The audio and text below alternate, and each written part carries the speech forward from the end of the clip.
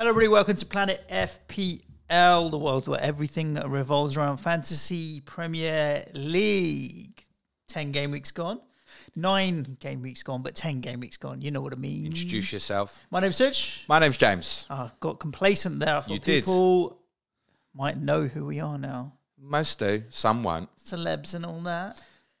Suj, wildcard. You wildcarded Friday. What happened? What happened? What happened? Firstly, oh man, James and I have not done the old, let's write a script of what we're going to talk about. There is so much shit to talk about. So everything we're about to go through is like, we've hardly spoken, and it's probably like 5 WhatsApp messages over the weekend with a few screenshots and a bit of Sky reminder. Firstly, Brighton fans, you didn't deposit £25,000 in my account last Monday as tweeted, and yes, I did buy Leandro Trossard on my wild card and I broke him, and fuck you all for not paying me very much. Thank you. I wildcarded on Friday, which some on the patrons who listen to the differential show will know that I was in a bit of a bad situation. I would argue, James, that it's not the greatest wildcard ever, but it's pretty close to having the greatest outcome of a wild card ever. Because? And that's not because of points. So on Friday, I had 4 flags, right? 4 problems. Isak, Patterson, Bailey, and Mitrovic.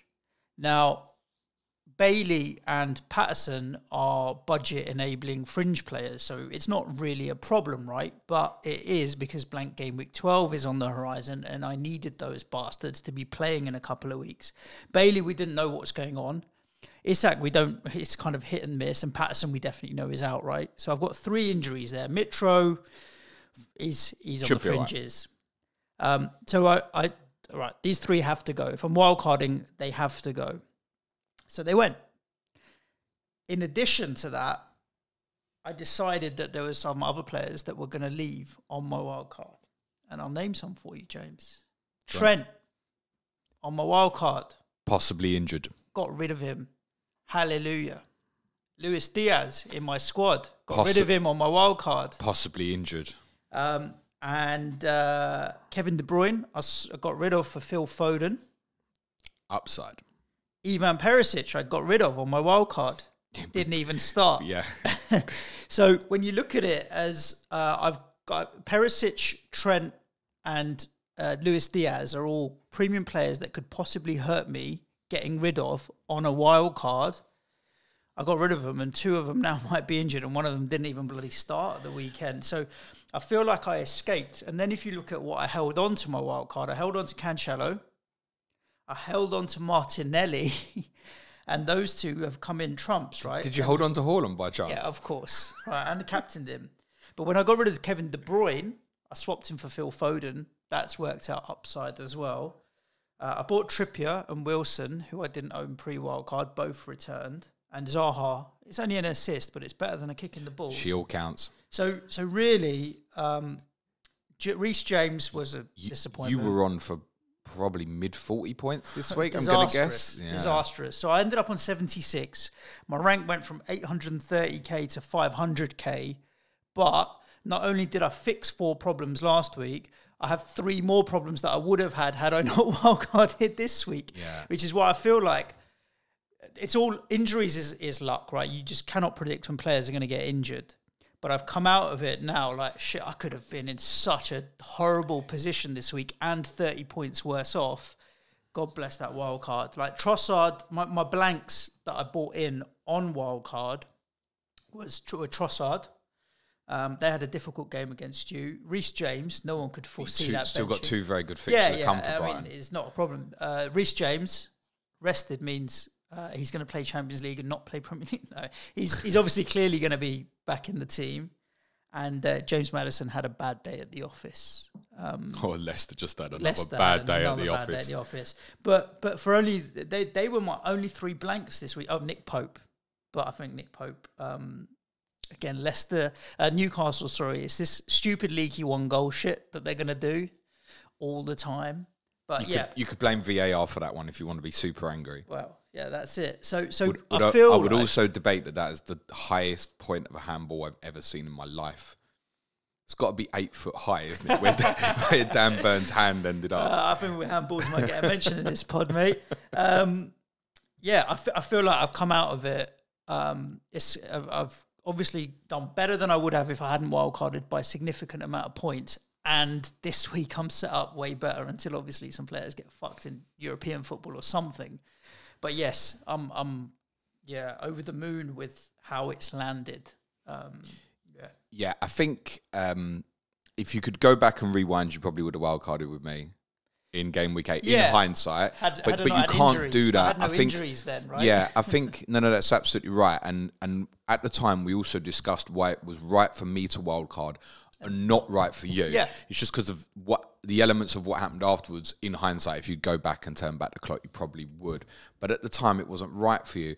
The biggest mistake of all, I think, would have been looking at it on Friday when we proper analysed your team. Went, yeah, mate, there's a problem now. You're going to have 3 weeks of real pain here if you don't do something about it. And you were on the slide with your rank anyway. The biggest mistake would have been to go, stick to the plan. I've decided game week 13 wildcard. I'm definitely going to stick to it. Yeah. There was too. If you hadn't wildcard this week, you'd have to wildcard now. Like if Diaz and Trent are out, completely. You'd have to. Yeah. You would have no choice. So it worked out well for you. I think probably the conversational point here that we should probably elaborate on is what we discussed on Friday, which I'm really glad when I saw your wild card. I was delighted with what you went with, honestly, because we discussed the idea of just Haaland as a premium. Yep.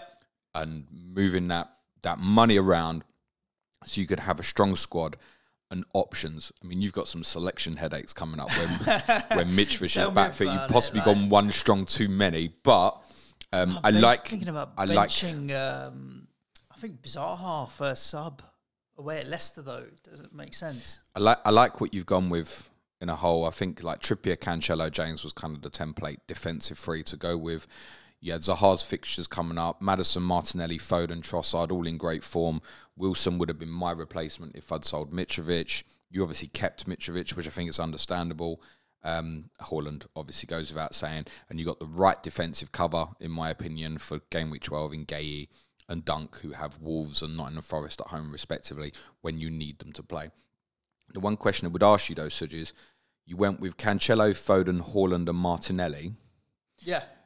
Which one of them are you selling when game week 12 comes around? Well, if you'd asked me before the game week, I would have said Cancelo for Trent. Like, stick to the premium and then move back. I should add, with this, I've got 1.4 million in the bank. So I've got wiggle room on money. So it's going to be Cancelo or Foden, because Haaland and Martinelli I have a load of money in. And I think those that were on the fence and waning about Martinelli, You've had Cancelo from the start, haven't you? Yes. 7-2, isn't he now? Or 7-3 well, that's maybe? After that Hall's going to go up, isn't it? He's 7-3, so he's probably going to go up 7-4 himself. Yep. So Foden could move on and I could go back to him. And Martinelli reminded everybody again yesterday, like, he's such a talent at that price in FPL. So it could be wherever I'm looking at the least value, but it's actually what offers me the best alternative. So I thought Cancelo to Trent, stick with a premium defender and go back to Cancelo, or even hold Trent for a little while would have been my pre-game week thought of what I'm going to do in 12. Now, that might not be on the table anymore, so I'll have to look at it. The only debates on this wildcard for me were, do I hold Mitrovic or do I buy Skamaka? Because I felt like he at 6.8 was a really good option. And we have, aside from the Liverpool fixture, we have some good games. But like you said, if I'm going to bench him for 2 weeks and only play him against Liverpool, is it worth it? And decided that wasn't worth it. And actually Mitrovic next week, Bournemouth at home, isn't it, for them, is a better fixture. And we have to assume at this stage it's going to be fit, as per Marco Silva's comments on Friday. Yep. And I wanted Jared Bowen as well. But I would have only had one of Bowen or Skamaka. And I couldn't see a way of putting him in ahead of any of the other midfielders I already had. Like, no, it's a toss of a coin. One of the things I'd said to you about, because you were looking at getting Schumacher over Mitrovic, is quite interesting. Obviously, Schumacher scored in hindsight. You probably wish you went with him. But you were talking about potentially getting him and benching him this week. I would have benched him. And then I said to you, so what about next week? And you said, it's probably Schumacher again. Yeah. And I said to you, so what you're doing is you're getting Schumacher, you're going to bench him against Fulham, you're going to bench him against Southampton, you're going to start him at Liverpool. I mean, that's making more and more sense, actually. But it doesn't make sense in seriousness. I presume with what you got, you'll bench Wilson this week if Mitrovic is fit. Is that your plan? My bus team is not actually. Sorry, let's have a look. Because they're away at Manchester United. Yeah. I've got Zaha away. At Leicester. But that was before. I wouldn't bench any attacking player against. That was before. That was before they imploded. If I'm honest with you, again at Bournemouth, which we'll get to some of the games. So yeah, it could be Wilson, but I'm sure we'll have some more information before the weekend. But yeah, I think this week's going to be a tough week, by the way, in FPL, game week 11, because a lot of the popular assets are away from home. So I think it might be a difficult week. What did you end up with? 76? 76. Good. Well done, mate. Yeah. I think basically you've wildcarded into near enough what I would want. Yeah. And a lot of it you have. Part of my own, because of my own wildcard in game week 8. But you're a step ahead now, I think. The removes, like Foden, for example, I'd like to have and stuff. Maybe even Trossard. Like, I don't have Zaha. You're a step ahead of me now. Yes, we have a lot that's the same now. But I think you're slightly ahead now. So, well played. Just behind you for me this week, I was on 74. I swapped one pointer with a clean sheet for another 1 pointer with a clean sheet. I sold Ivan Perisic for Suj James, who neither of which started. Both came on for their 1 pointers. I did keep Mitrovic. I had Mark Gay come off the bench for another 1 pointer. It sounds bad so far, but actually it's quite good. Cancelo 18, Trippier 7, Bowen 7, De Bruyne 6, Martinelli 12, Captain Haaland 12, Dominic Solanke, good 2 boy. Assists. 10 points? 8. No bonus, somewhat harsh. Yeah, I thought he might have picked up at least a couple of bonuses. I'd said to you, from 4 fixtures, I was looking for 16 points from him. He's got me 10 from the first 2. So, even an assist in the last 2, I feel like that was worth it. Yeah, no doubt.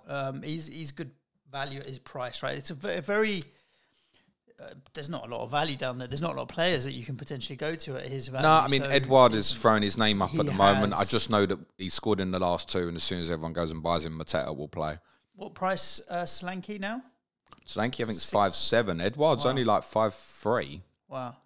So I think Edouard will be really popular with what Palace have got fixture-wise. He scored in the last 2. I just know we had this exact thing with him in January where everyone went to him. We discussed it with Mig on COTC last week. And it was like suddenly Mateta started 3 games in a row. Headache.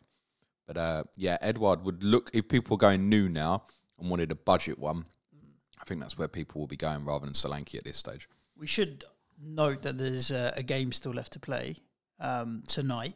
Yes, and once Nico Williams scores 2 and Leon Bailey scores 2, my wildcard will be mudded completely because those 2 bastards would have still been in my team. But we know that's probably not going to happen, is it? They might get minus tonight, mate. You might get even more. Rank will obviously take a little dip for both of us. We have no ownership tonight. Very pleasing from my perspective from game week 8 wildcard at being 1.8 million up to 289k now. So good run. That wildcard feels like it's been very justifiable. As I said, though, I think this coming week might be quite difficult for a lot of people. I feel fairly nicely set for game week 12. Intentions to roll this weekend with what I've got. Make 1 or 2 transfers for 12. The idea is to sell De Bruyne for someone in 12, buy Foden in 13, moving the money. So it might be, the idea is to roll this week and probably make 4 transfers over 12 and 13. Cool. We'll give you a rundown of the games, listeners, as we do each and every week. Anything that popped up, tactics, selections, all of that kind of stuff, and what the impact might be on FPL if you're looking at any of the players from these teams from an FPL point of view. Bournemouth 2, Leicester 1. Obviously, Leicester went 1-0. Say it. My heart bleeds a little bit for Leicester fans. I know a few And I can feel They've had enough fucking luck in the last decade. Most of it deserved, I should add. Yeah, it's not luck when they've kind of, but it's just like you're watching someone. It's almost painful, awkward a little bit to see how they're imploding so badly.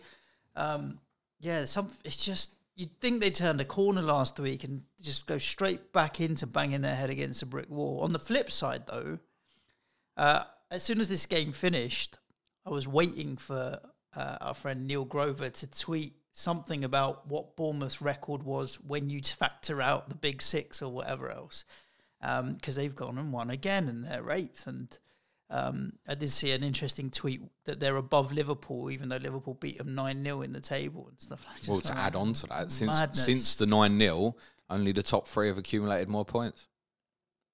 Yeah. So they're unbeaten against non-Big Six teams. Yeah. When are we going to start giving them a bit of respect? Yeah. We're all it's fair. The majority of people still listening to this, and I'll be honest, I'm one of them as well, is still of the thought process that they'll probably end up going down. Them and Fulham. But why? I watched Fulham play yesterday, and I'm like, actually, you know what? They've got enough about them to stay up. And yeah, I don't think it's fair now to say that Bournemouth are still in the top three favourites to go down when you see some of the other performances, which we'll talk about in a minute, like Wolves losing again 3-0. So yeah, credit to you for picking Solanke. 2 assists is coming nicely. Daka, any thoughts? 5.7, same price as Solanke. Yeah, I mean, well, if you knew he was going to play, then you'd prefer it without a shadow of a doubt. But we don't, do we? I think Leicester are probably at the stage, and we've speculated this on every summer, I think, since we started the podcast, so probably at phasing out Jamie Vardy stage. Very much so. But what's to say that Jamie Vardy won't play against Crystal Palace? There's literally nothing, is it? Are we now at the stage, I think Daka's got 3 and 4, are we now at the stage where we go, Daka's first choice here? And in which his goal returns is pretty decent. He's obviously clearly got favouritism over Iheanacho. I think that's obviously clear at the moment. But I wouldn't be confident that he's got favouritism over Jamie Vardy, who I don't want to say Vardy hasn't even got an attacking return this season. He's got an assist or anything, Suj. Jamie Vardy, no. I don't feel like he's got anything. Caution of note as well, because many of you will be on now, particularly following the excellent haul on Monday night against Nottingham Forest. James Maddison is on 4 yellow cards now, Suj. And you know how this works, that it's sod's law that's coming at the weekend, and he'll be suspended when you really need it, just the very most in game week 12. It was in my mind that he may be getting sold in game week 13 for me in any case. So if he can just get through the weekend. If he doesn't get sold in 13 for me, in 14 pre-Man City, he will go, because you've got Man City, Everton, West Ham as the last 3 before the World Cup. Everton defensively are solid. West Ham defensively are reasonably solid. And obviously Man City, I don't really need him for that run-in of 3 games. The only other player, just well remember it, the only other player is probably going to be an issue for people if he gets booked in game week 11 specifically for game week 12.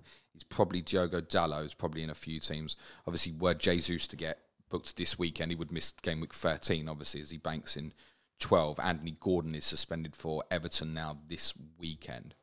Sorry.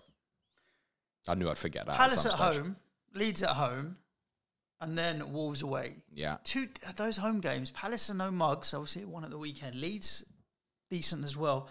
I mean, it's still decent fixtures for Maddison, especially. Yeah, by the way. I see that, but I could see him returning and them losing. Come World Cup, West Ham away. That's the 12th. They could be on like 6-7 points. It's going to be grim, the whole World Cup period for these guys. Right now they're in a relegation fight, and I think Monday felt like it had cured everything because of the manner of the final result. By the way, that was never a 4-0 game. Leicester deserved to win by the end without question, but 4-0 was extremely harsh on Forest, who could have taken the lead quite easily in that game at 0-0. They're in trouble. But it's not because of what's going forward, it's because of what's going back. And I've now got this additional problem, which I spoke to you about after we played them. I can't watch them now and not see fucking David Louise in that back four, mate.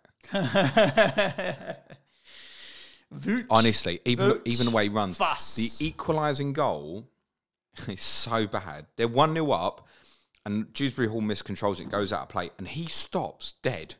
Not that he can do anything, he can't change anything, but his whole body mannerism is like, it's like the ref blown for a free kick, and I can take a breather here. And then phases of David Louise is sloppy from the throw-in, gets done over. It literally looked like a David Louise. You know when David Louise had them moments? It looked like it. Body shape all wrong. Positionally, it was like his head gone when he got in the box as well. Danny Ward doesn't cover himself any glory on a winning goal either, but he's not the only one at fault. Defensively, they are atrocious. They are the easiest team to attack against in this league. Yes, even easier than Liverpool. And for that reason alone, they are still in the same position. They won one game, Suj, and they scored 4 goals in that game. Yeah. They have to score 3 goals to win a game of football. I would not bench Wilfried Zaha at Leicester this weekend, Suj, as one of your dilemmas. I would certainly start him. Yeah. For Bournemouth, great result. I know a few are beginning to look at some of the defensive ones, like Neto, who's obviously... It's worth saying, obviously, since the 9-0 at Liverpool, Neto's obviously gone in goal. That certainly helped them. I noted that Jordan Zamora was the one that I'd had a little bit interest in defensively. Didn't play. Ryan Fredericks came back into the team. Nice dive in the second half, by the way, there, Crapid. Adam Smith went to left back. They did change the system and went back to just Solanke up front. This was more of a 4-2-3-1. They keep swapping Christie and Tavernier's sides. But for those who've gone on Tavernier, and it will be a small number of you, I think you're still looking mainly from set pieces in terms of your route to attacking returns. Those who've been on Phil Billing will be delighted with another goal. Chelsea 3, Wolves 0. I think I saw that Wolves are now the lowest scorers in the entire Football League, below Gillingham. That's absolutely correct. Let's look at you go. Mate, I spend a bit of time on Twitter, but... Like, when we talk about Bournemouth and Fulham and should we now, they're not like candidates and favourites to get relegated. I look at Wolves and I'm like, oh my God, like no goals at all again. 3 goals this season. It's yeah. Bad. Can you even remember any of them goals? It's bad. Really bad. They're in trouble, like Leicester, for the complete opposite reasons of Leicester. Yeah.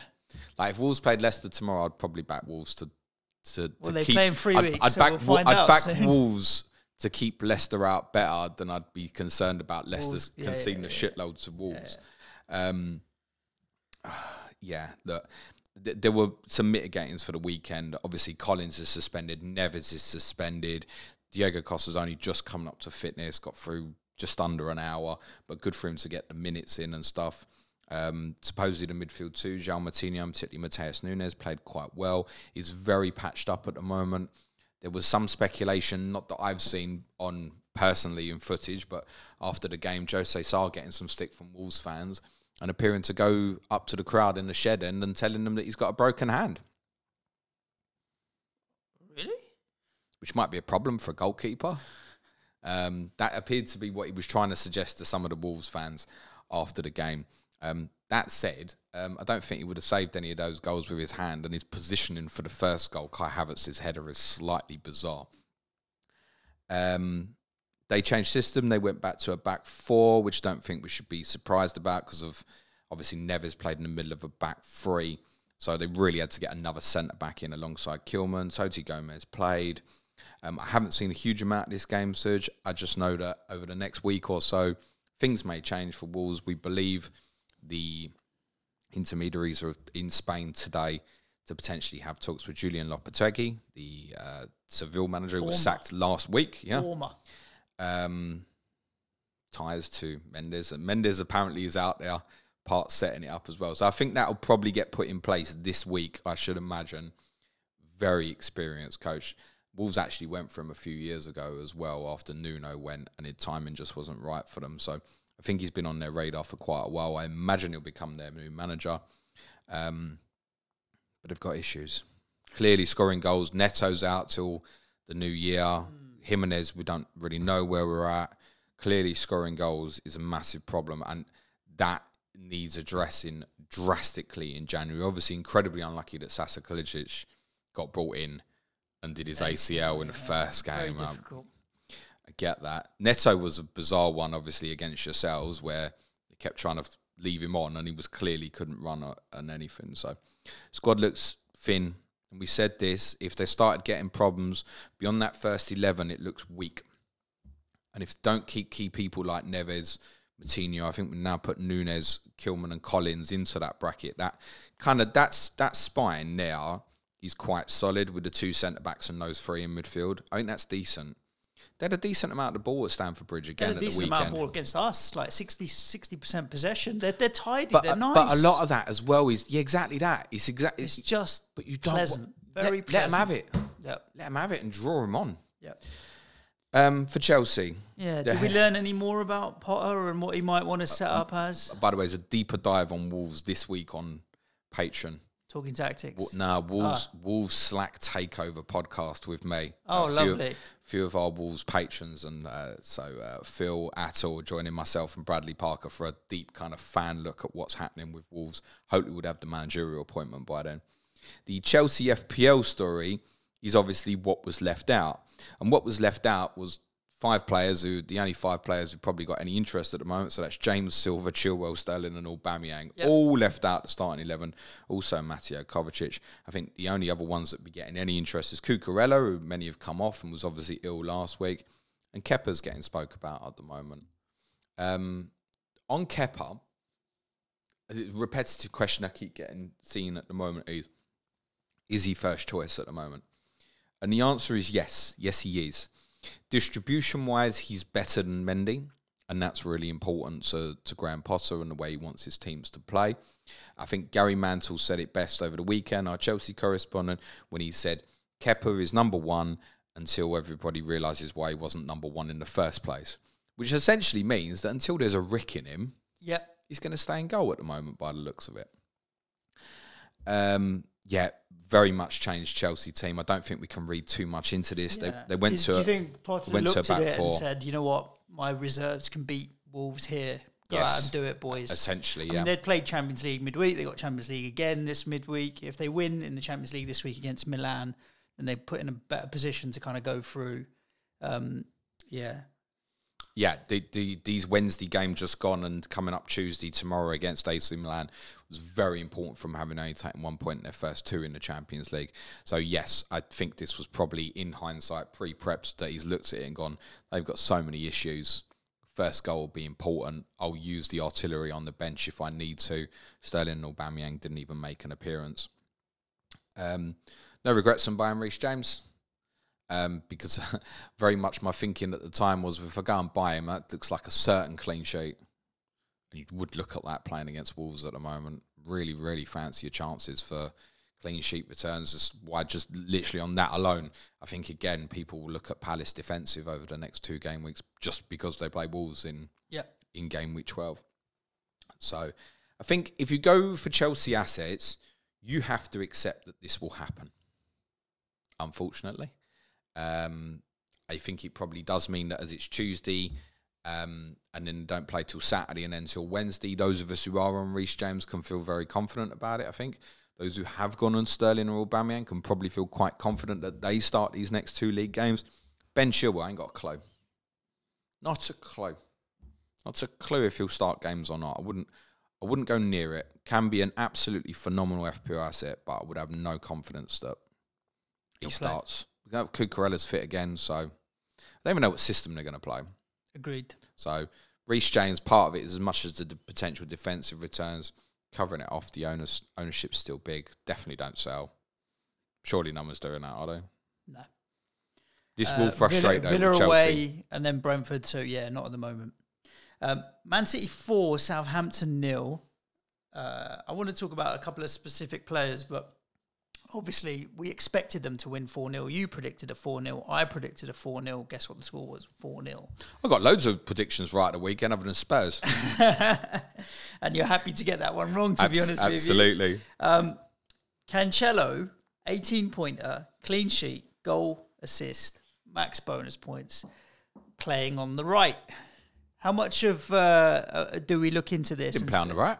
Didn't he? No, I'm sure when I looked on the formations when they set it up, he was. Oh, when they set it up, right. yeah, because it looked like when I saw the team, I thought the sound thought, Aki left back, right? But he played a Kanji at right back. So he played on the left. Mathematician wizard that we now know, Manuel Akanji. Why is that? Have you not seen the videos of Akanji? Good Nico, with numbers. Have you seen the... oh, mate, this guy is a beast. No, we'll watch the video afterwards. Give him any 2 or 3 digit numbers. Ask him to multiply them. And he does them just like that. I was like, shit, I need to show my kids this. Yeah, he's pretty decent. Maybe start with lower numbers, Suj, for the kids. No, just like, it's possible to be a human calculator in a kanji. But again, yeah, he did well and picks up a clean sheet as well. And so, Foden... I was on the train on the way to Tottenham to get a coach to go to Brighton on Saturday. Wife messages me, and I have tweeted this as well. It says, I'm selling TAA. His stats are rubbish. Like, okay. First, I was like, what? Has she been looking at his stats? Or is it basically points? Yeah, just points. That's what my wife means. Stats means points. She doesn't mean, I was looking at his XA. No, she just means his points have been shit. I'm selling him. So I didn't think nothing of it. Got home from Brighton. She's like, bought Cancelo, good transfer. I was like, well, yeah, 18-point gain on one transfer. I don't think I've ever done that. Nah. Well done. Yes, it did look like when the team lineup was announced that Cancelo probably would be at right back. He wasn't, was at left back. And what they did, and they do this quite a lot when they have full-back issues, Akanji didn't really play as a right back. Just centre back, shoved it along, push Cancelo really high, back three in possession. Get Foden slightly inside, playing in the pockets. They both got really high down that left-hand side. And to be honest with you, from the little bits I've seen of the game, could have been more than 18 points. Some absolutely dynamite deliveries, and the goals so well taken as well. Interestingly, he always plays badly, in my opinion, against Salah. So he might go to the right. Okay. He might. And obviously Arsenal set a bit of a template yesterday, didn't they, with Tomiyasu playing as a right footer against Salah. And Tomiyasu's a very, very good one-on-one defender. Would City consider playing Akanji even? Stones if he was back fit, or Akanji there? I think it's more likely they would probably put Aki out there. But I wouldn't be surprised if that's the case, that Cancelo might play at right back, because Mo's not doing it at the moment, but Mo normally does do very well against Cancelo, and Liverpool target that area every single time they play against City to get Salah 1v1 versus him.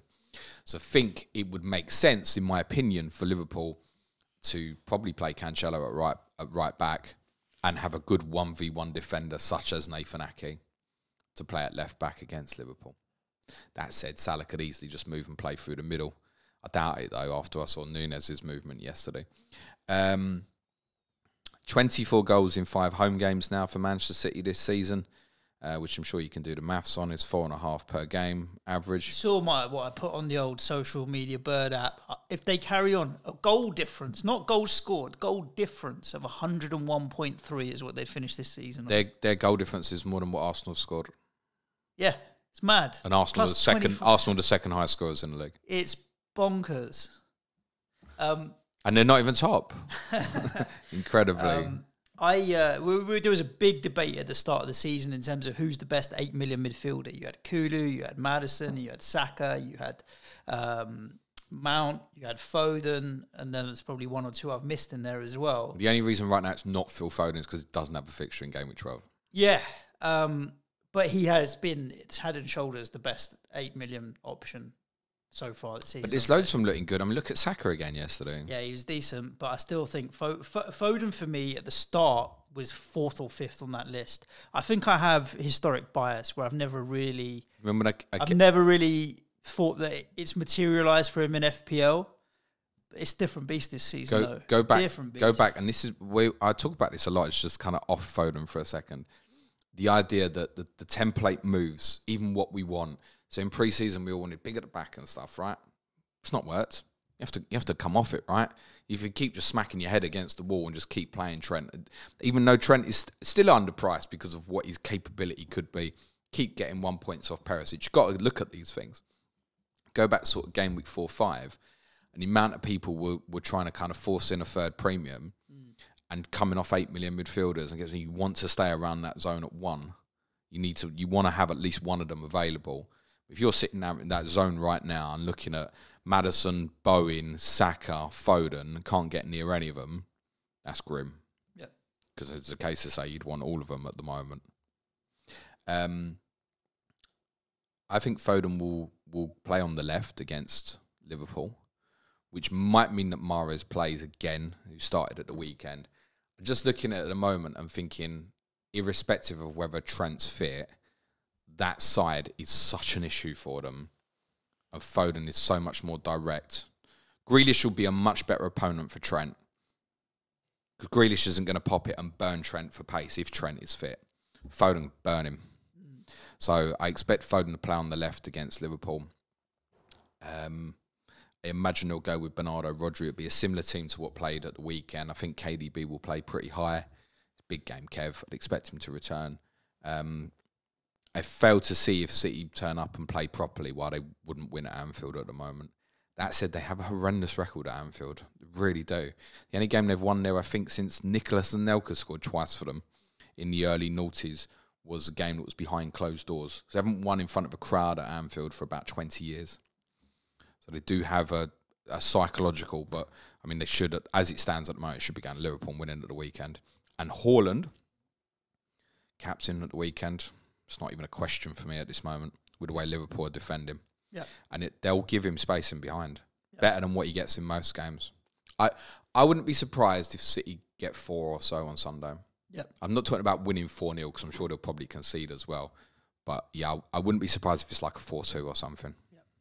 Southampton, trouble? Because we got to play them at the weekend, so I'm hoping they'll turn around to me and say they're just not at it and we should be winning. Yeah. We should be winning anyway, I think, with the squad that we have now. But played a game. Played a 4-4-2, essentially no real threat to City, which is, we don't judge playing against City anywhere at the moment.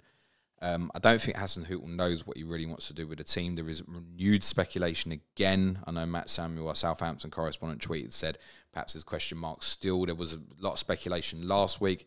There was speculation again. I found his comments after the game on Saturday a little bit kind of resigned, I would say. That's not to say he's going to resign, but a little bit resigned. And that may be because you've just watched your team get run around by City. It's quite difficult. I get that. He's not the sort of man who'll throw the towel in. But as said last week, until Lavia's back fit, it's not right for them at the moment. And we'll see what Matt's got to say about it because he's on COTC this week. Lovely. With Chris? Yes. Good. Newcastle 5, Brentford 1. Didn't see this coming. Not a smashing like this. Well, it wasn't smashing. Well, it obviously is in the end. It isn't on paper. And it's great for Newcastle, 9 goals in 2. Probably quite disappointed Wilson hasn't scored, I guess, and that sort of return.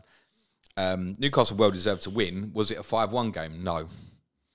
I mean, 3 of the goals are completely unforced errors from Brentford's perspective. Raya, who I really like in goals, made a big error in terms of distribution.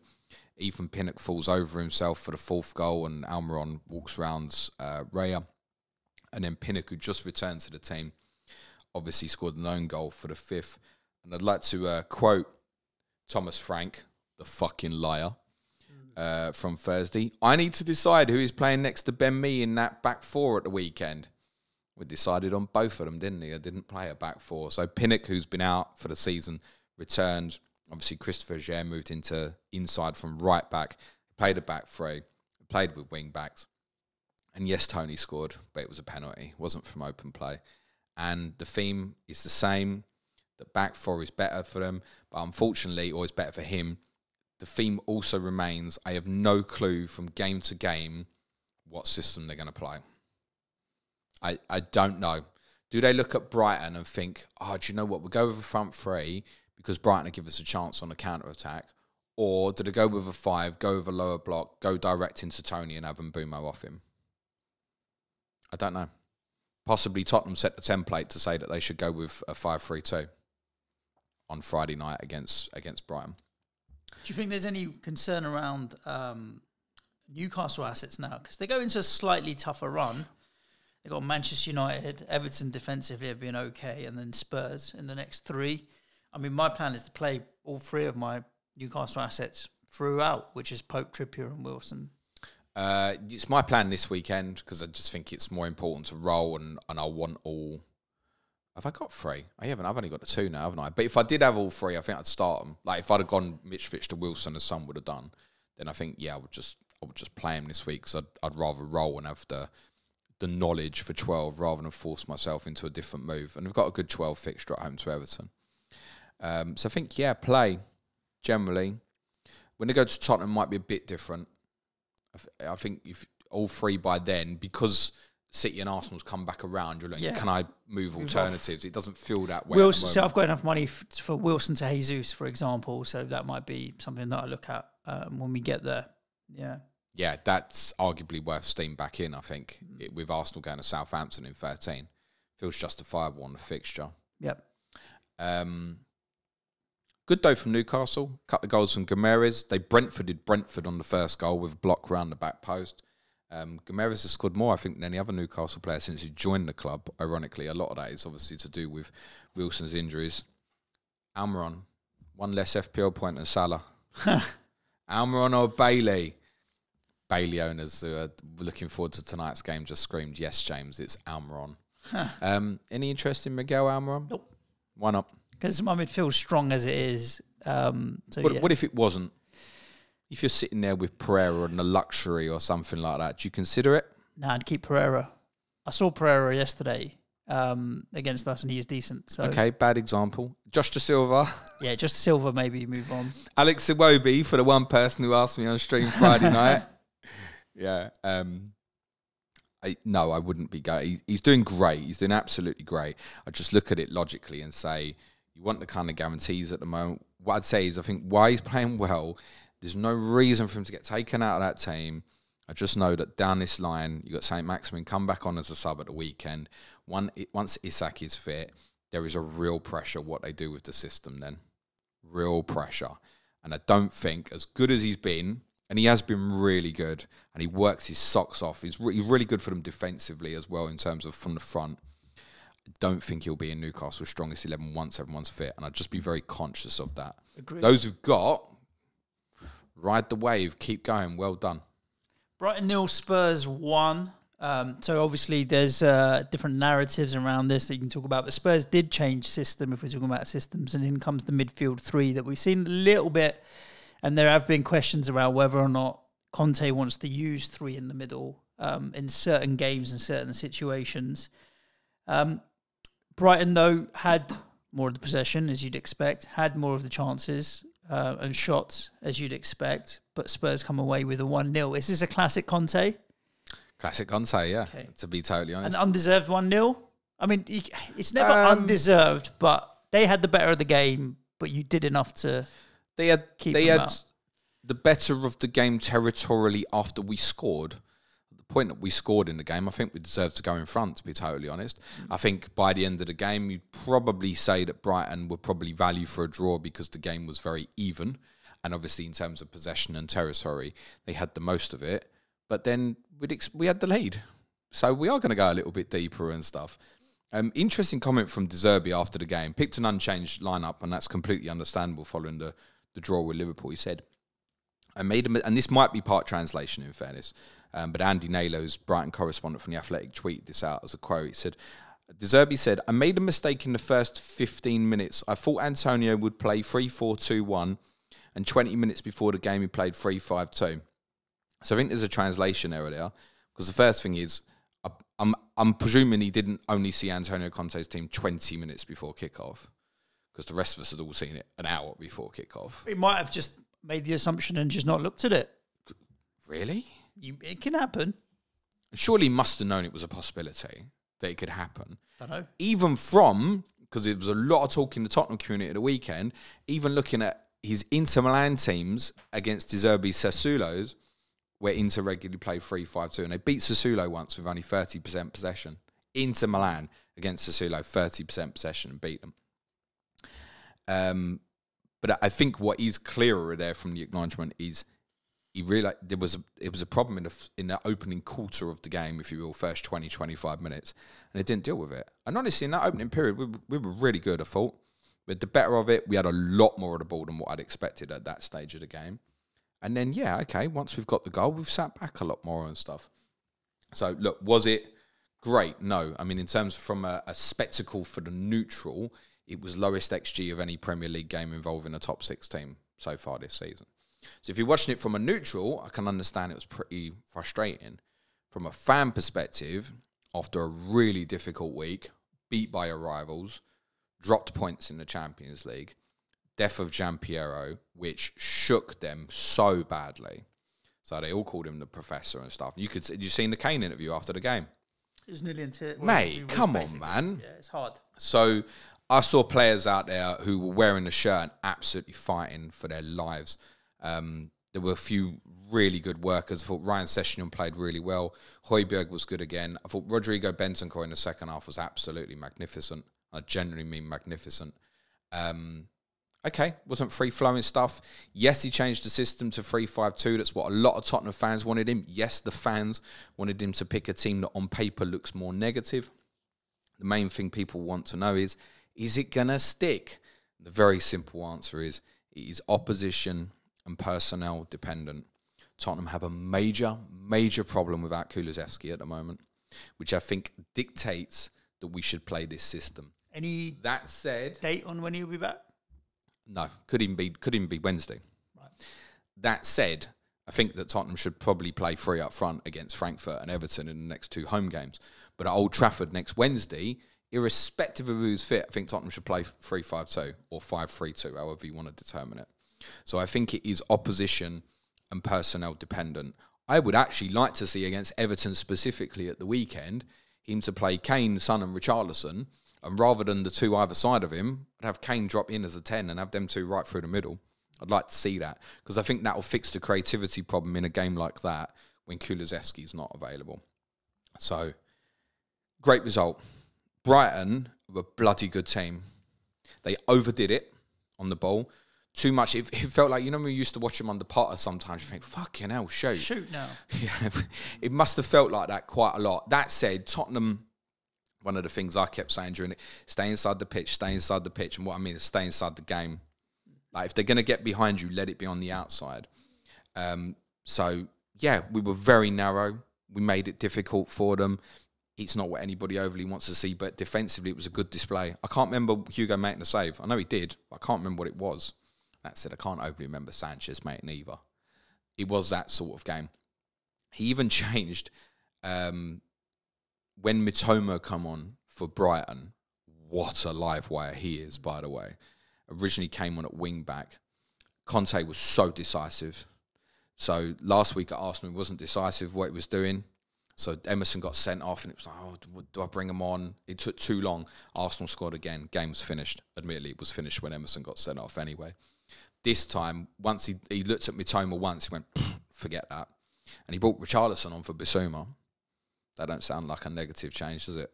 It keeps him occupied on the other side. No, it was. He went straight back into 5-4-1, shoved Richarlison to help Doherty out. And Doherty did pretty well, actually, considering it was his first start since the 4-0 win at Villa in early April. He did all right.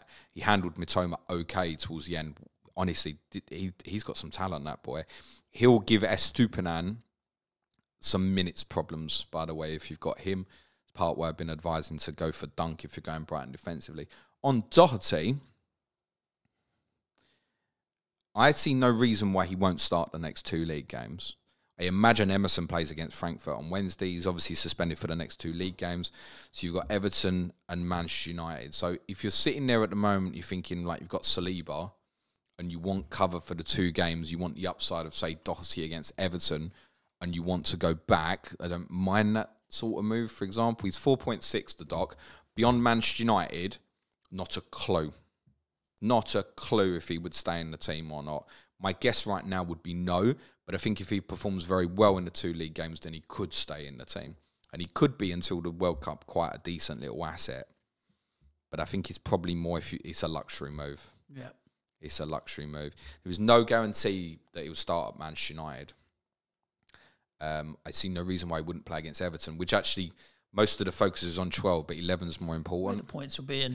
It's just a cover in 12. Yeah. Agreed.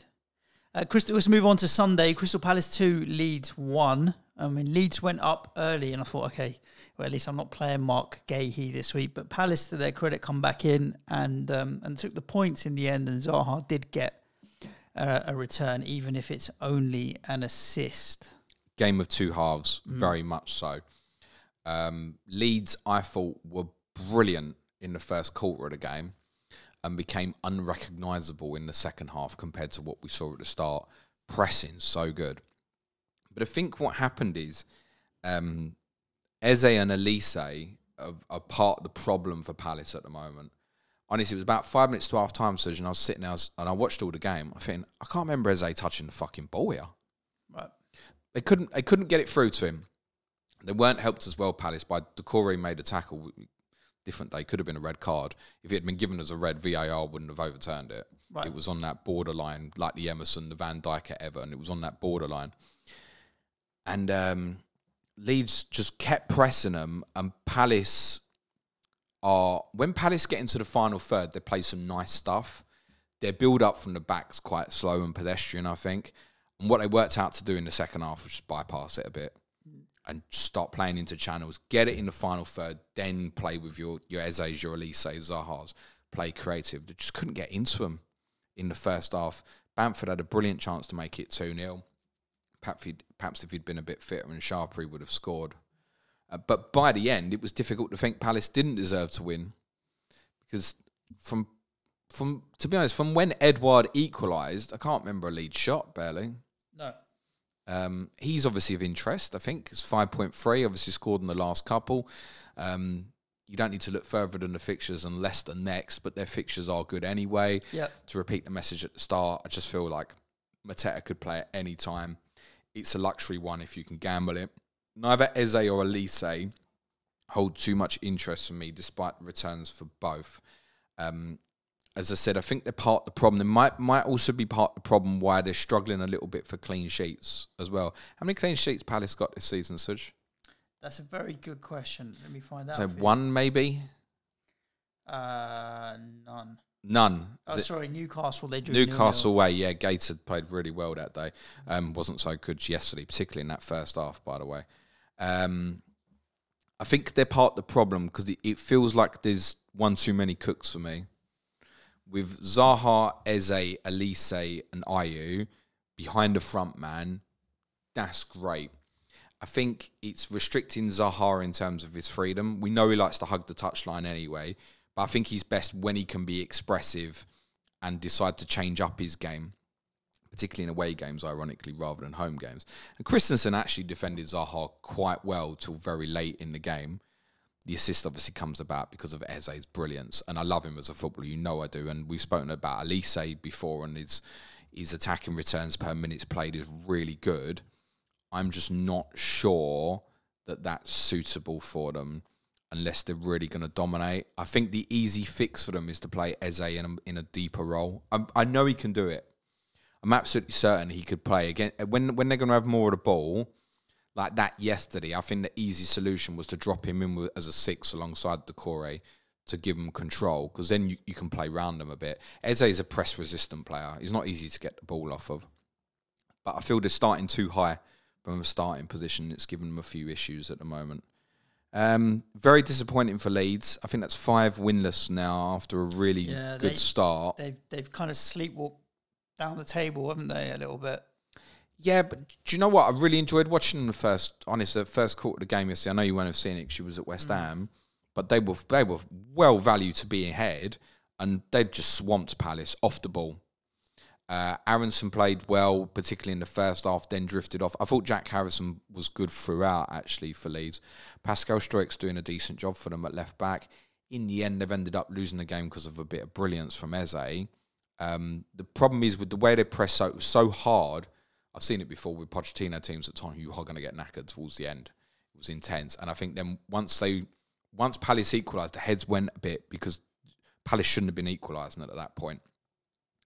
They'll have their eyes over their shoulder and Arsenal next. So tough for Leeds at the moment. I wasn't at West Ham, James. I watched West Ham, though. But we'll talk about that on Tottenham. You didn't go? I didn't go to the home game against Fulham yesterday, but I watched the home game against Fulham yesterday, and that's where we go to next. 3-1, VAR controversy from a Fulham point of view, in terms of, it was quite, I suppose it's funny where if the VAR doesn't affect who should have won and what the overall result will be, you don't worry about it as much as when it affects the result of a game necessarily. And I don't think West Ham deserved to win, and they would have won. You did or you didn't? I do think we deserved to win the game. So it didn't affect the result, in my opinion. But obviously, when you don't want to win like that and you don't want to lose like that, you feel like it's a bit of a grey area. Having said that, I didn't think the first was a handball because it just bounced up and kind of hit his elbow. The second one, Antonio, I had to see 5 replays, and it wasn't until it was zoomed in and slow-mo that I actually realised that it hit his hand before it hit his chest. Because the first replays I saw thought it hit his chest. But that's for another day. Fulham, obviously, without Mitrovic. I think what I've noticed this season is West Ham, you would think, like for the last couple of years, are a strong and physical side and very tough to play against because of that strength and physicality. But this season, we've come across a number of games like Everton, Fulham, where we've been out-muscled a little bit. I just feel like the opposition have been hungrier, more aggressive and stronger. Fulham did exactly that, and I think Andreas Pereira was a great example of that. He started the game like a man possessed. He just was direct. I think he took on the responsibility of Mitrovic is not there, so I'm the main man here. Took his goal incredibly well. You think Flappy should have saved it? Yeah, but hit it well, didn't he? And I think on his bad foot, you're not expecting that. Yeah, I think so. It was close enough that he could have got something on it, but he also fucking hit that ball so hard. Zuma basically says shoot. Yeah, and it's your bad peg. He fucking does when he hit it, I was like, fair play. Like, you've hit that ball, fair play. But then that aggressiveness carried on. Like, I don't understand what he's doing for the penalty. He's clearly taking Dawson to the ground. He does it twice. And then Dawson forearm smashes him and gets the penalty. The ref says to him, stop holding him. Twice he pulled him to a side and says, stop doing it. What does he do? He takes him to the ground. But then on the penalty, he didn't. Well, he still had his arms around. He still got in his way. The first contact is Dawson clotheslining Pereira in the fucking head. I need to see a replay. You do, mate. But I think he had his warnings, right? He had his warnings, stop doing it. And he was clearly trying to just get in Dawson's way. He had no intention of trying to get the ball or make a tackle. His whole job was to get in Dawson's way. And that's all he was trying to do. So I'm not surprised it was given, particularly because the ref had told him like twice, fucking stop doing it. And he didn't want to stop doing it. Fulham started the game really well. And I think West Ham grew into it. And I really was like halfway through the first half, coming up to half time, I was like, is this whole Thursday, Sunday narrative? Like, I don't want to have this as the thing that we're known for, where we are leggy and tired when we've been away in Europe. But as the game went on, we got better and grew into it. And I think in the second half, we had a lot of control of the game, kept the ball well, moved it around, created a few chances, and ended up taking a couple of them. And there you go, 3-1. Yeah. That's it. I thought Anthony Robinson, I was really impressed with him. I thought he played Jared Bowen really well. Got in his face, pacey. And just back from injury as well, so that's quite impressive. I was really impressed with him. And I thought Andreas, despite the... How did Decordova read? He played right back. Nothing special. I was surprised. And Babu was one of Fulham's subs. Interesting. It didn't set me up. I thought their standout performance, Harrison Reed was good. Pereira was good. I thought Tim Ream at the back was decent, but Anthony Robinson... Bar the clusterfuck for the last goal. At that point, it's like 90 minutes or whatever. And I thought Anthony Robinson was particularly good. West Ham were all right as well. I mean, Skamaka's going to get a little bit of attention. He's a player, James. He can finish. There's no doubt about it. And he's going to be the main starting striker, and he's growing into fitness. He's building up a bit of a relationship with Paqueta. He looks like, and it's a brilliant finish for the goal. He absolutely doesn't think that goal's getting given. No, 100%. I don't think he thought he was offside. He definitely thought it was offside. 2, he knows that hit his hand. Is it hand or his elbow? 100%. It hits his fingers. There's an angle you can see. If you watch it close enough, people are like looking for, does it graze his hand or his elbow or whatever? If you watch it back again on a slow-mo, watch Skamaka's fingers. You can see his fingers, like where the ball hits it. It's not intentional. Yeah. His fingers go back.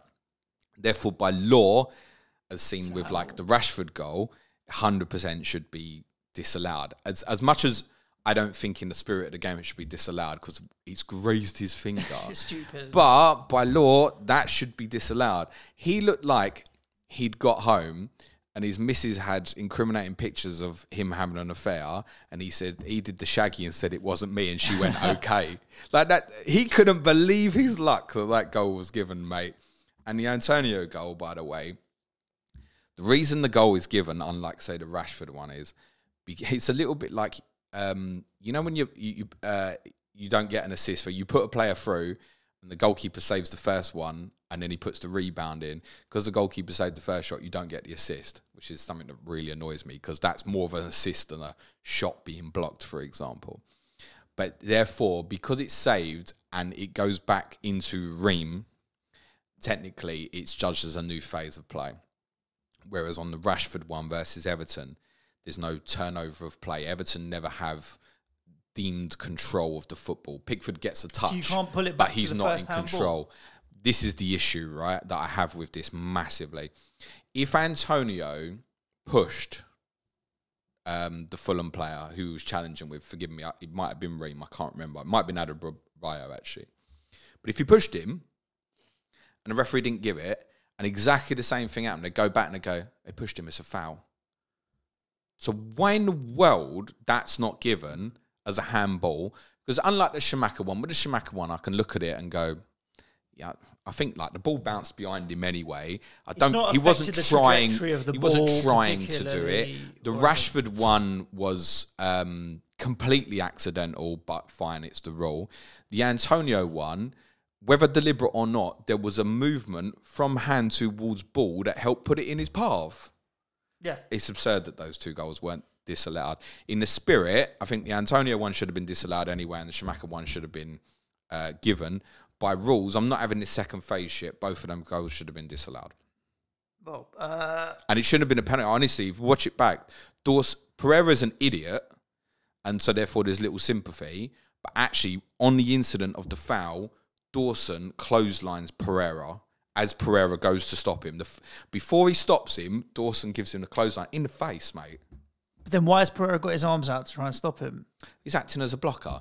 And he's as he's had two warnings, right? He's an idiot. That's the problem. And I can completely understand, nothing against the referee, by the way. I can completely understand why the referee's given the decision.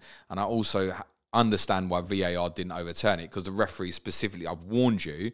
So then to then not give it, having warned and seen that he has tried to block him again, I can understand. But that's not a penalty either, mate. Well, you had the benefit of the decisions. Yeah, don't get me wrong. You don't want to win games like that. You don't want to lose games like that. It's stomachable where it's like, I think we should have won the game anyway because we had the better of it. Definitely in the second half. You started slow again, as you did against Wolves. That's the problem.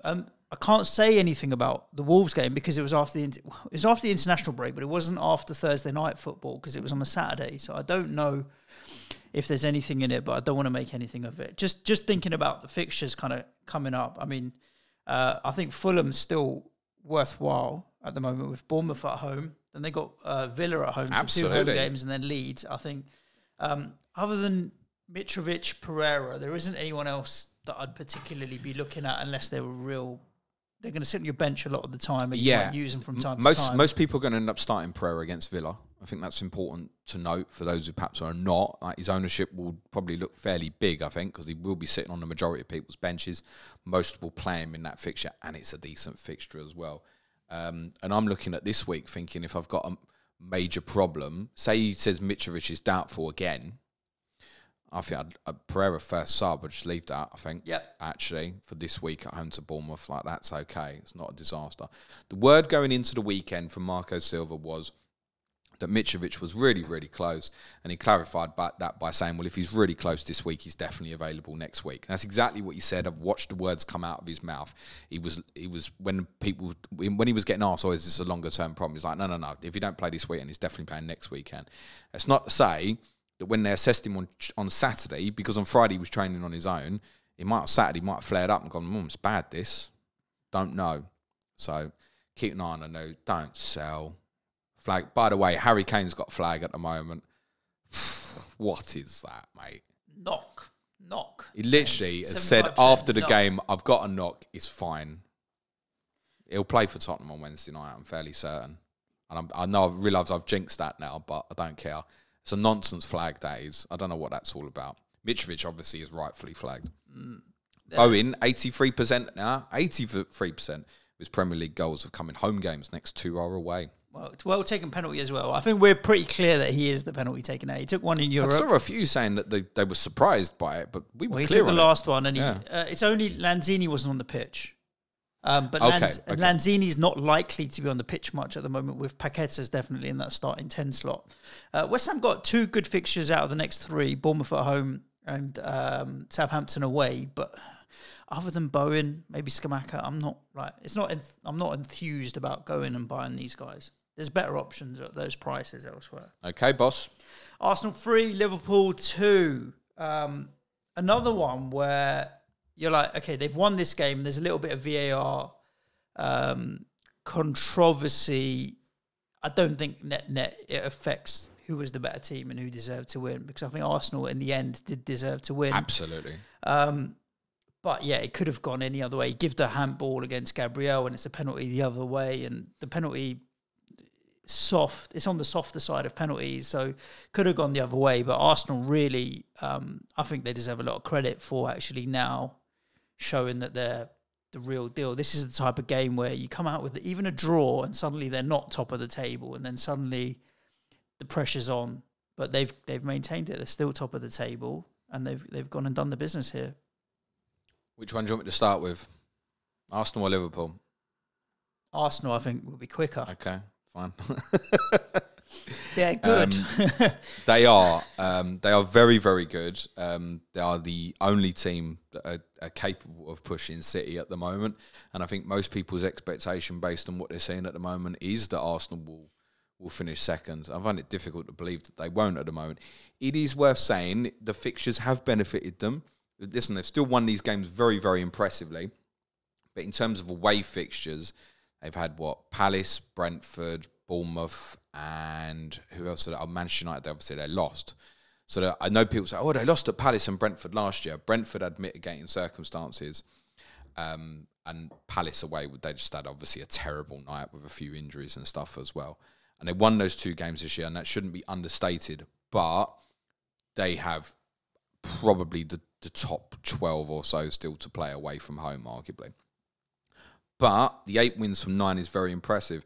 Do you know the last team to win 8 of their first 9 and not win the league was, Suj? And not win the league. And not win the league. I know who did and won the league was Arsenal, wasn't it? Or Arsenal the last team to do it and not win the league? Arsenal the last team to do it and not win the league, right, yes. Twice. Yes. Yeah. I was going to ask you who was the last team before that. It was also Arsenal. I misread that. I thought they were the last team to win 8 of the first 9 and win the league twice. So, no. So fate is, history is against them. They've been here before. But honestly, if it wasn't for Man City and Haaland, there's a lot of people be saying they think to win the league right now. Yeah. And the only reason the Arsenal fans don't think that they can do it at the moment is because of Man City and Haaland. And I understand that. But as I said last week after the North London derby, when I said, wake up, these lot are very good, we've seen it again now. So you can't say, Tottenham was a fluke. You can't say yesterday was a fluke. That's consistent now. This is good. 6 goals in those 2 home games is impressive, right? And could have been more. 07-08 and 04-05 were those 2 seasons. It's been a long time since someone won 8 out of 9 didn't win the title, mate. Honestly, they're in this race. Couple of things to note. I thought Liverpool were really good, actually, for the latter part of the first half. And ironically, Arsenal scored right on half-time at a period where Liverpool had dominance. And then Arsenal started the second half really well. And then Liverpool scored with what felt like almost their only attack in the second half. Gabriel is a problem at the moment. But I don't mean this as a criticism. Gabriel is standing out as a weakness because Arsenal have improved so much. Saliba has changed them. He is a beast. I spoke about him last week. And actually, Gabriel is a player I often get asked, who would you take from Arsenal playing the Tottenham team? Gabriel is a name I regularly come to as natural left-sided centre-back, could do a job. He's beginning to look like a weakness because Saliba is doing so well. and what's happening in midfield isn't a weakness at the moment. The spine of the team is very strong. Jesus has made them much better up front, and the two 21-year-old kids out wide are absolutely dynamite at the moment. I spoke to you, Suj, on our Patreon Tottenham podcast before we beat them in May in the North London derby. And it looked like, in hindsight afterwards, the way that season finished, a little bit silly, some of the stuff I said then about I can see Arsenal only. That is the sneeze. Had to happen. I said before the show as well, I didn't think I was going to sneeze. Do you know what's even really weirder about this? And Nico knows this as well. Yeah. You only sneeze when I talk about Arsenal. Really? I swear to you. Is this an interesting thing that we need to think about? Maybe I'm a closet Arsenal fan. We're going to win the league. Or maybe I'm allergic to them. Yeah, me and you are both. One or the other. Me and you are both allergic to them. No, what I said before Arsenal lost at Tottenham in May was that I could see the vibes that Tottenham had with Pochettino. Yep. The young team, the energy, the enthusiasm. And even if they didn't finish fourth, I knew that they would spend in the transfer window and they were on an upwards trajectory, knowing where they were going. At the time, we didn't know if Antonio Conte was still going to be Tottenham manager, really, if it went wrong 2 weeks later or went wrong that night. It didn't. So, am I surprised that Arsenal won 8 out of 9? Yeah, I think most of us are. I think most Arsenal fans would be because of the consistency. Because it's a young team, you expect inconsistencies. Look at this average age, 24.6 years old for Arsenal, 28.4. And consider they've put, and they may not be old, but Jesus and Zinchenko, why it's really important is they brought obviously the winning mentality and experience of doing it at the top end of the table. The two wingers are great. Saka has more to come. And what I mean by that is, I look at the Martinelli goal yesterday and think that's a goal that Saka can get.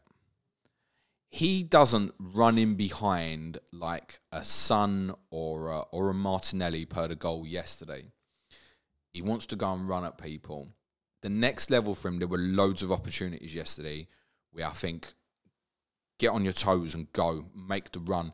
Because in players like Odegaard, particularly in that channel specifically, and Xhaka, he can go. Yep. So I think Saka's got another level to go to.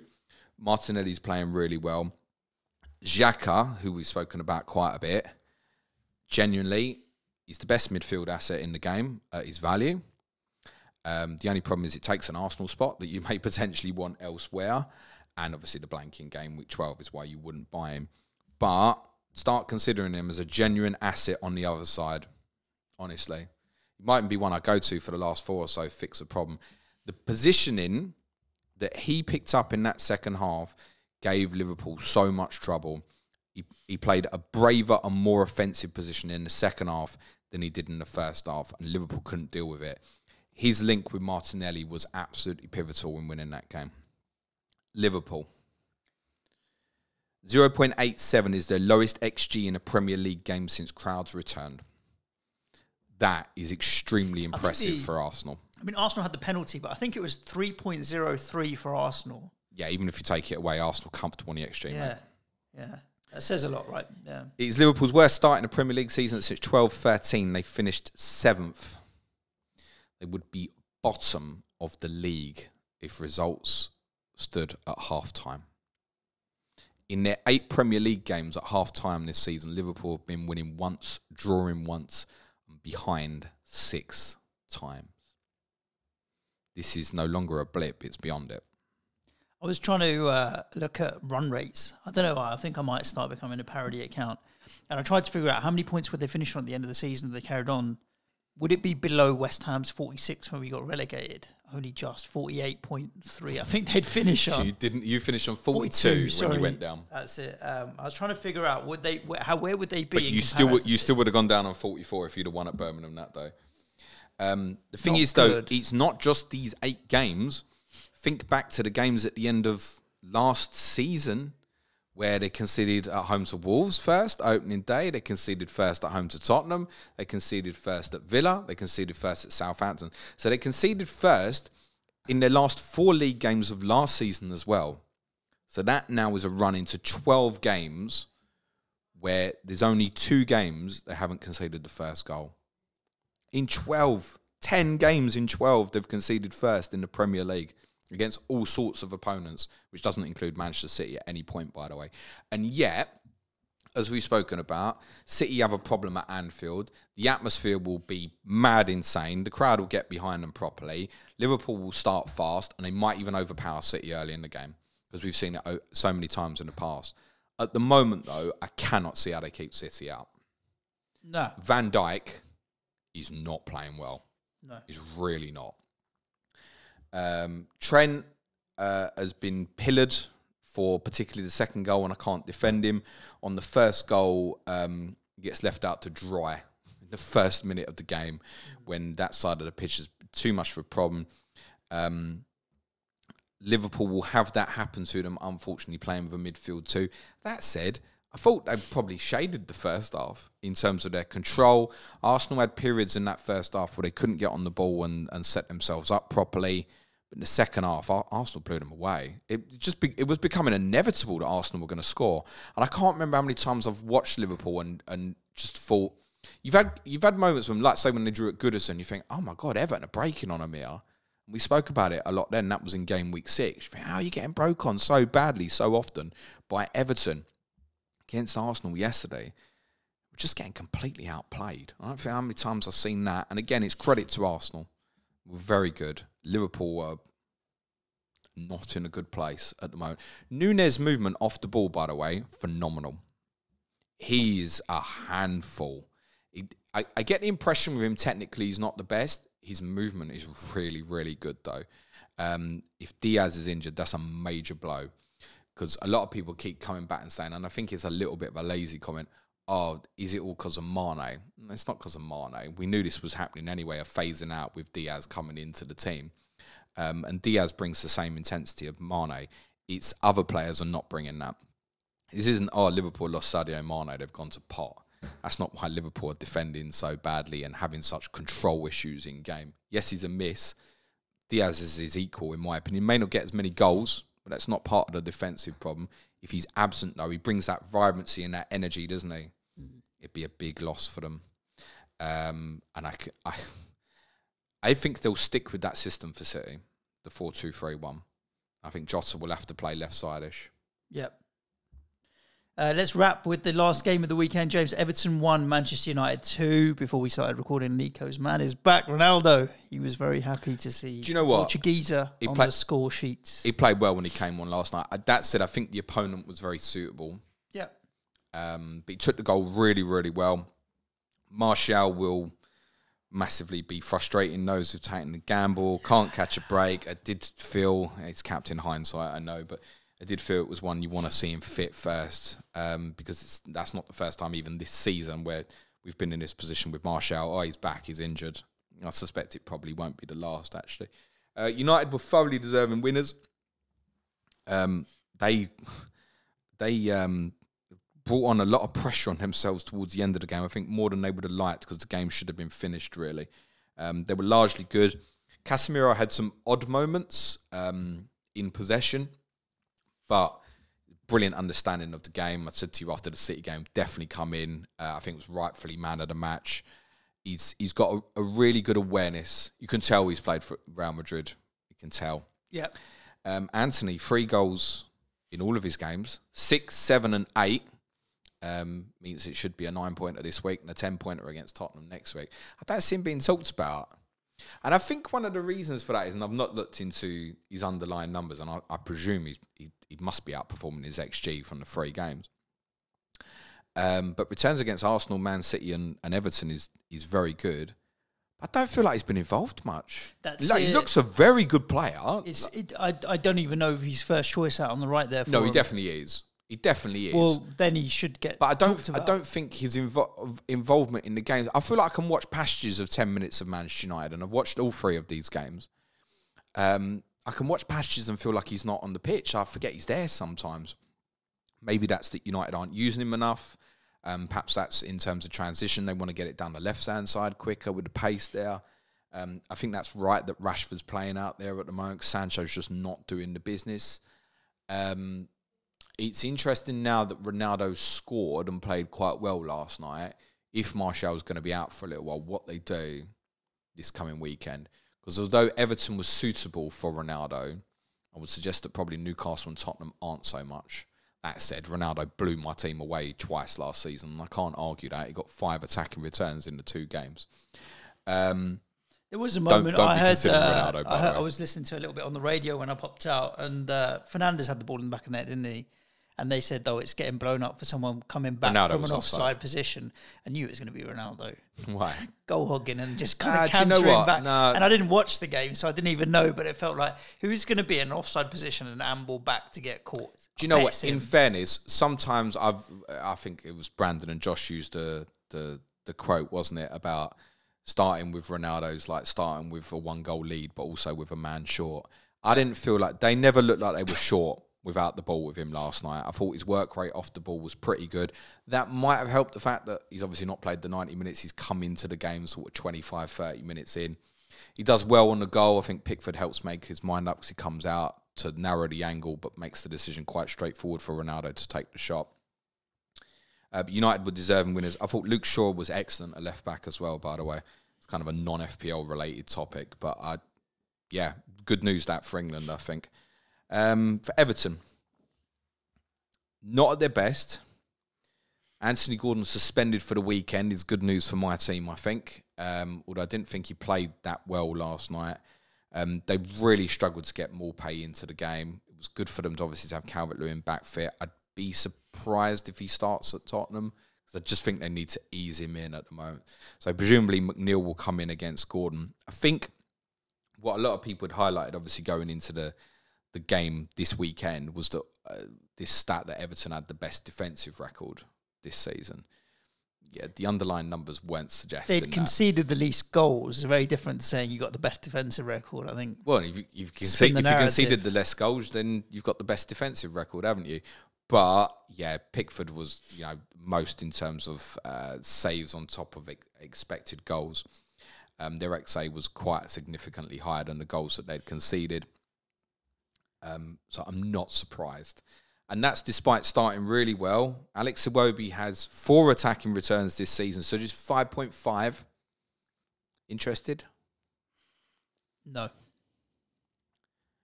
He was also at fault for the second goal. And I do think he's been really good for Everton. I've said it so many times. And I was asked on Friday night about Alex Iwobi as a potential FPL asset.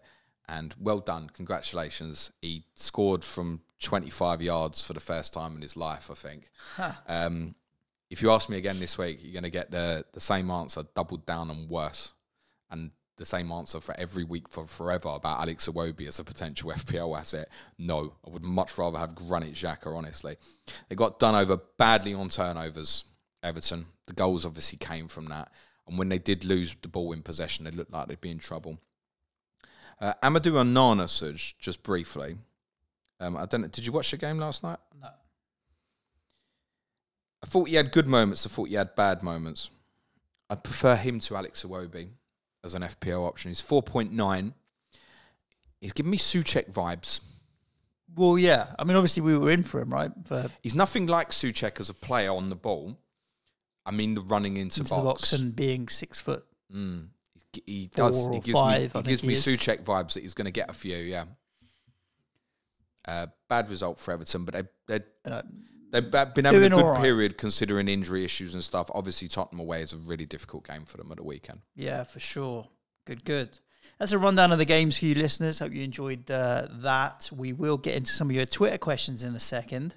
But before we do, James will tell you what we have lined up for this week in terms of content. While you do, James, I'm going to look through. I've looked through these Twitter questions already, but there's quite a few non-FPL ones, which I'm quite looking forward to. Lovely. People's Poll podcast tomorrow.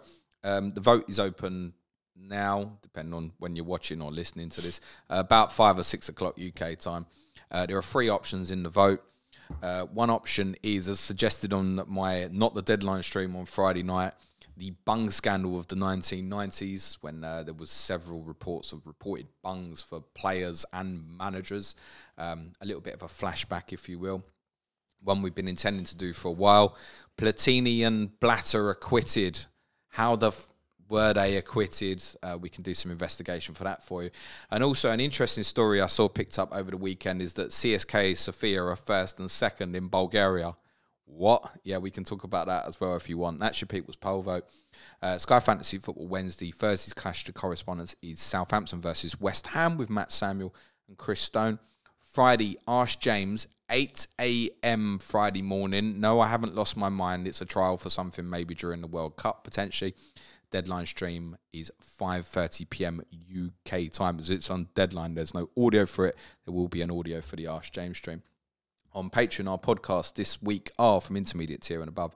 Q&A today, UCL Fantasy Match Day 4 preview tomorrow, Tottenham on Wednesday, and I promise you a big rant in defence. Honestly, I'm going to go on one on Wednesday, Suj. Defending who? Yeah, I've been like my team. Cause I had too much noise over this weekend, and this isn't the fantasy podcast isn't the place to do it, Suj. I'm going on a rant on Wednesday. Who? Like other people saying Tottenham are shit? Just Twitter noise, mate. Thursday, I'm not, but I'm going to go on a rant and defend. Thursday will be the Wolves boys Slack takeover. That's all. Bradley and Phil joining me for that, and our differential show Gameweek 11 preview on Friday. There's video content each midweek day for advanced tier patrons, and that includes a look at the goals Manchester City score on Talking Tactics when Erling Haaland doesn't score them, and the fact that even when he's not involved, he's got everybody fucking petrified. He's a beast, that guy, isn't he just? Nice, I'll get some noise cancelling headphones for Wednesday's Tottenham then. Oh, you love it. I'm going to go on one. You know when I go on one, it's normally negative. It. I'm going to go on a positive one. You know that Rafa Benitez rant? Yeah. When he did the facts? That's going to be me. Oh, lovely. I'm coming armed on Wednesday, mate. I was ready yesterday, to be honest with you. I mean, we'd won 3 games in 9 days, if you include, obviously, the European game in the week. And wanted to, you want to be like, where are all you Moyes out people? Where were you doubting, like, what was happening at the start of the season? Fair play. But I just, I don't think it's just worth opening that can of worms with people. So no. I didn't. Let's start, James, with something that I want to know as well, which was from, should have found the question, FPL Oakwell. Was the kebab any good? The kebab was really good, yeah. I have to say, it's more one for Wednesday as well. Getting the coach there, oh my God, mate. But getting home was good. I couldn't believe how quick we got home. Because the coach driver wants to get back home, mate. Well, probably there is a little bit of that as well. But we were back, I didn't think we were going to get home to about 11 o'clock, mate. It was in the kebab about 9:45. Oh, lovely. And went to Curvan on Church Street in Edmonton. Yeah, yeah. You know, Curvan's decent, isn't it? Yeah. It's nice. And my dad paid. Nice. Must have found that spare £20. It cost quite a bit more than that. I had a mixed shish on Saturday night exactly as well. what we had. Beautiful. I went to my mum's because my mum's birthday yesterday, and my brother had come down from Sunderland. Was that shit? Sunderland. Where was that? He doesn't have a northern accent yet. He's only lived there for about 2 months, but it'll come. But we went to Golden Palace up the road, mate, and nice. Had a chat with the guy. He's opened a little restaurant seating area. I said we're going to go for a work social, get a mixed grill in soon. Under my cucurella. Would you guys consider dyeing your facial hair for like Eberici Eze? He dyed his beard. Did he? That's what he noticed. So, no is the honest answer.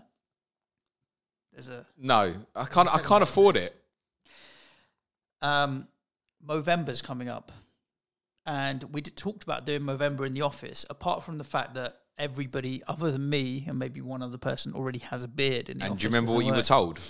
That they would shave them off. And what I told you in that meeting, I told you no one here can afford a razor. No, that's true. And I tweeted and about that. And then you tweeted about razors at the weekend. Anyway, it got raised in a meeting last week. Again, and I said to one of the girls, she said, I'd pay to see you grow a moustache. You said to one of the girls? She said, she said, I want to see Movember. And I said, fine, if you can raise 150 quid within the office, I'll do Movember. And eventually put it out. So obviously my wife wasn't in this meeting. She still doesn't even know that I'm going to do Movember. But I will be doing Movember, James, this year. So I'll be growing a tash, but I won't be dyeing it. Do you know how many listeners and viewers we've got? I think probably raise 150 quid by lunchtime, mate. But I don't want their money. I want the people in the office's money, because they have to look at my tash every day. I get the choice of what type of tash. I haven't decided to go with the Mexican little pencil or the handlebar or a big bushy one. I'm not sure, but I'll be doing that. Yeah, as long as there's 150 quid raised in the office. But even if it's not, I'm still going to do it. This is for another time, James. Fantasy football nerd. Top 3 recommended activities, for a stag do.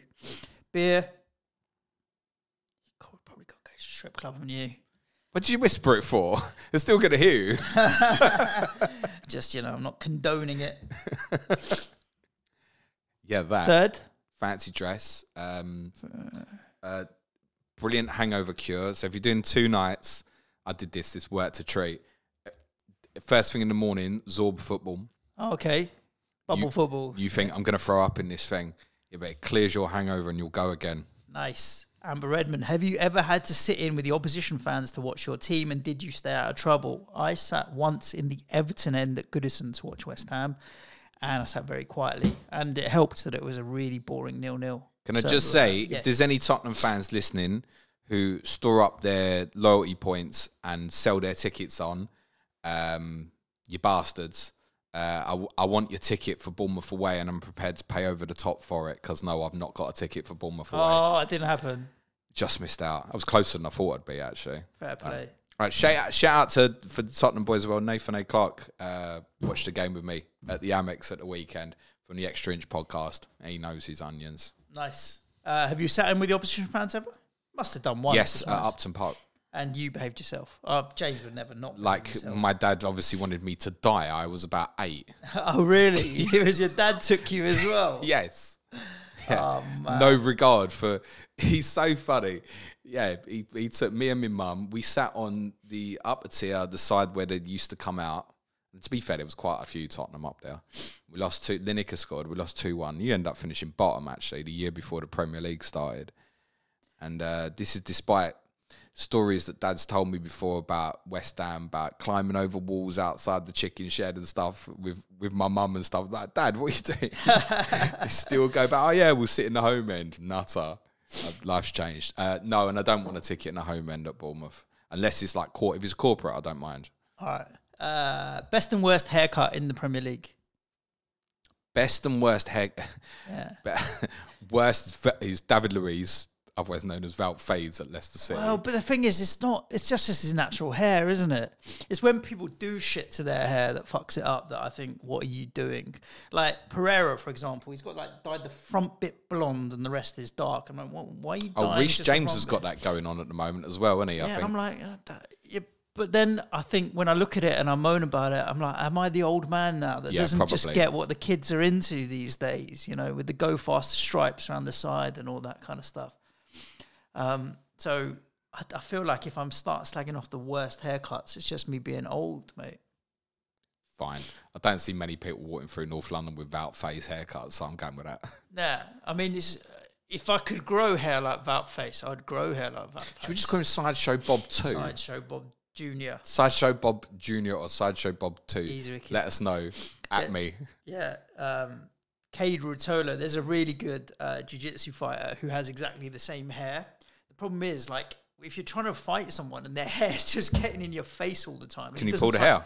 I don't think you're allowed to. And he doesn't tie it back. So you can. So let me get this right. Christian Romero may be listening to this. So hair pulls in football generally not on. Let me get this right. In like UFC, you can choke someone, but you can't pull someone's hair. You can choke them, but you can't pull their hair.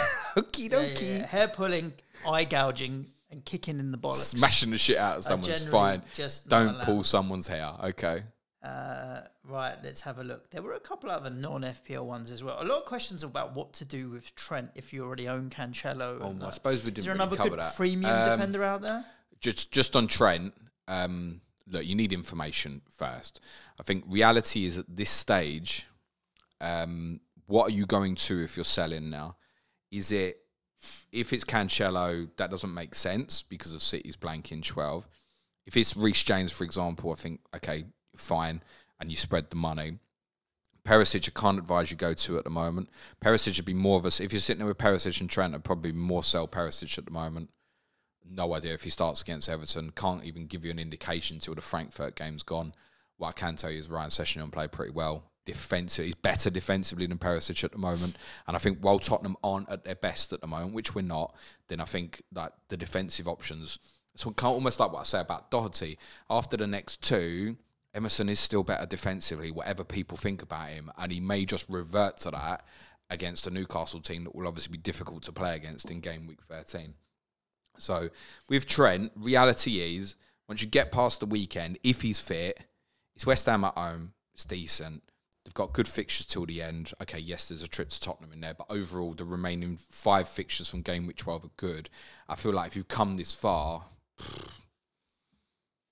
arguably stick it out. I think Reece James is definitely a clear one. Or, obviously, if you want to get Trent down to an enabler, and that allows you Pereira up to Zaha as just an example, then, yeah, I'm okay with that move. He's not, unbelievably... He is not justifying that at the moment. No, not at all. Can't be. And I do think, in all honesty, he was taken off because he was injured rather than to protect him. Yeah, I think it's convenient though as well. Like it's helped the situation by being injured that I can take him out of the firing line here. No, I think he's probably one of them where adrenaline's kept him going because it was a bad knock that he got, purely accidental. Yeah. Adrenaline's kept him going. You sit in the dressing room and you sit down and you go. To say one thing on that Trent, hurts, though, actually. He scored midweek. It wasn't long ago that he had the ball in the back scored of a the free net. kick. Yeah, which is what he's... Where's this?